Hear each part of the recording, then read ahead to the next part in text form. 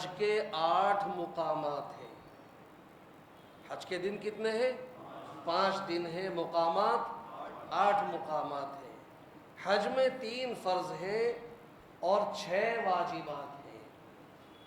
تو حج کے 5 دنوں میں 8 مقامات پر 3 فرض 6 واجبات آپ کو ادا کرنے ہیں۔ اب اس کا سبق آپ کا شروع ہو رہا ہے۔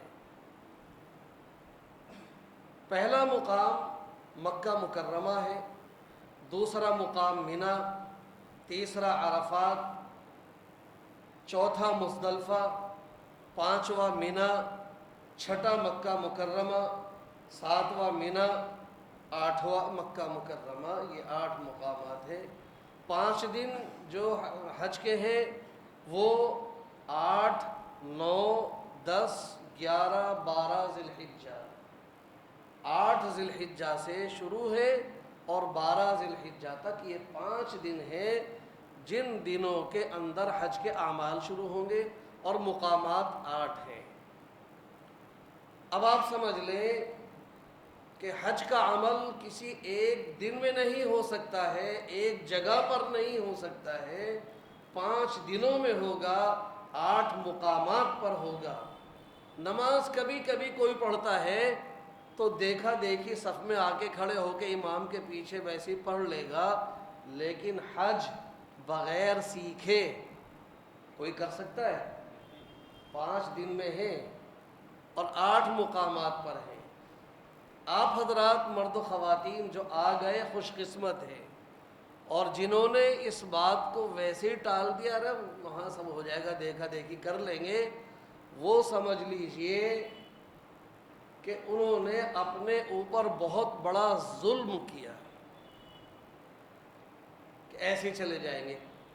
ایک چھوٹا سا کاروبار بغیر سیکھے نہیں کرتے، اتنا بڑا حج کا عمل بے شمار حضرات ہیں جو بغیر سیکھے کر کے جاتے ہیں اور اسے کوئی اہمیت نہیں دیتے ہیں۔ اس کی اہمیت کا اندازہ اب جب آپ کے سامنے ابھی تو ذرا سا یہ ایک خاکہ آیا ہے، 5 دن 8 مقامات 3 فرض 6 واجبات، اس کی تفصیل آئے گی تب آپ کو لگے گا کہ واقعی ہم نے کتنی بڑی عقل بندی کی ہے۔ یہ عمل دیکھا دیکھی والا ہے ہی نہیں، یہ تو سیکھ کے کرنے والا عمل ہے۔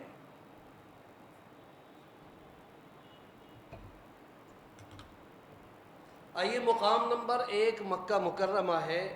یہاں پر حج کا پہلا فرض احرام، اس کی ادائیگی ہوگی۔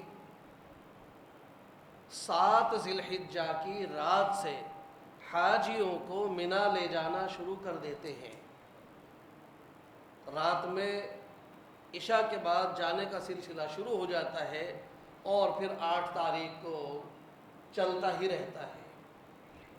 آپ کے معلم کی طرف سے ہدایت ملے گی ٹور آپریٹر کو، وہ آپ کو بتا دیں گے کہ آپ کو منی کے لیے عشاء کے بعد 10 بجے، 11 بجے، 12 بجے جو بھی وقت ملے گا وہ طے کر دیں گے، وہ وقت آپ کو دیا جائے گا۔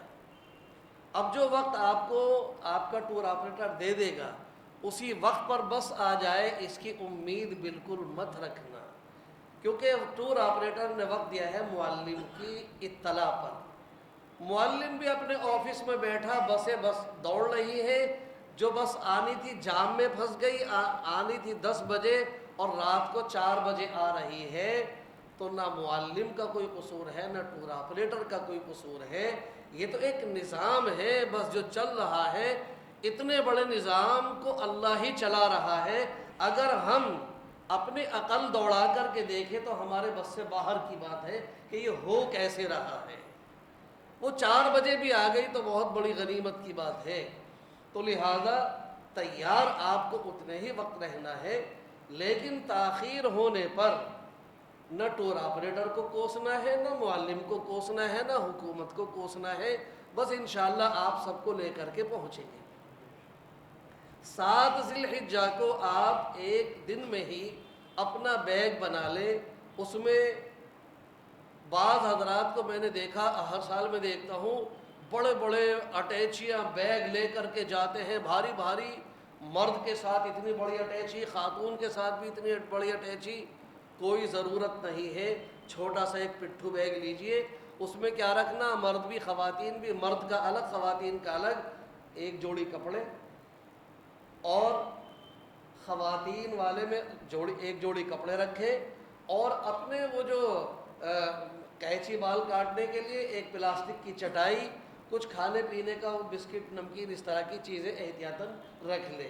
مرد ایک جوڑی کپڑے، ایک جوڑی احرام ایکسٹرا، ایک چٹائی پلاسٹک کی، اس طرح کا معمولی سا سامان رکھ کر کے، اور اپنے ریزر مشین وغیرہ جس سے بال کاٹ سکے وہ رکھ کر کے آپ تیار کر لیں۔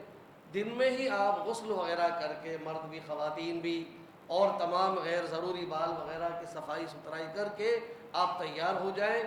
اب عشاء کی نماز پڑھ کے کھانا وانا کھانے کے بعد، اب آپ کو بتایا ہے کہ 11 بجے بس آئے گی، تو جب اس وقت آپ نہا دھو کر کے احرام کی چادریں باندھ لیں، اور نفل احرام 2 رکعت پڑھ لیں، مرد بھی خواتین بھی۔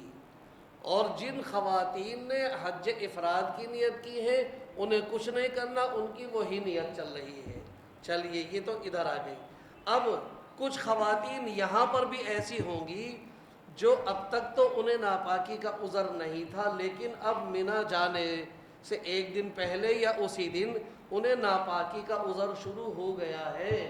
وہ خواتین بھی نہا دھو کر کے، کپڑے پہن کے، اسکارف باندھ کر کے، وہ بھی 2 رکعت نفل احرام تو نہیں پڑھیں گی، لیکن وہ بھی سب کے ساتھ میں حج کی نیت کریں گی۔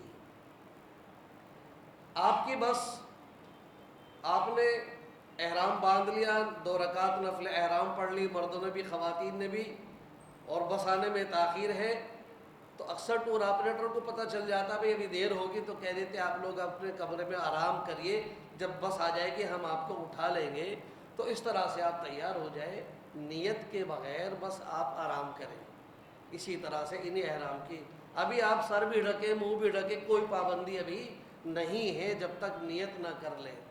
جب آپ کی بس آ جائے، آپ بس میں بیٹھ جائیں، تو بس میں بیٹھ کے مرد بھی خواتین بھی، اور وہ خواتین جنہیں ناپاکی کا عذر تھا انہوں نے نماز تو نہیں پڑھی، مگر وہ بھی سب کے ساتھ مل کر کے نیت کریں گے کہ یہ اے اللہ میں نیت کرتا ہوں، میں نیت کرتی ہوں حج کی، میرے لیے آسان فرما، میری طرف سے قبول فرما۔